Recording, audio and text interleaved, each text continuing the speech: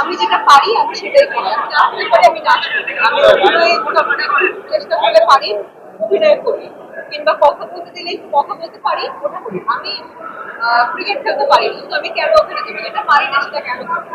তো আমার কাছে মনে হয় যে যখন যেটা পারবো কিংবা প্রপারলি আপনাদেরকে দেখাতে পারবো, অডিয়েন্সদেরকে দেখাতে পারবো, সেটা আসলে করবো। আর যেটা না পারি সেটা করে আসলে প্রোভ হয়ে লাভ নেই।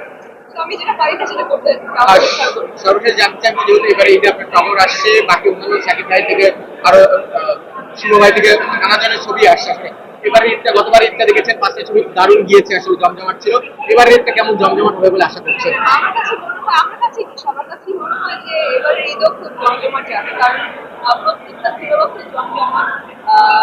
শাকিব খানের কথা থেকে শুরু করলে আর কিছু বোধহয় আমার বিপরীত আছে আদম আজাদ, তো সব মুভিগুলো আসলে জমজমাট। ঈদ মানেই জমজমাট, ঈদ মানেই জমজমাট।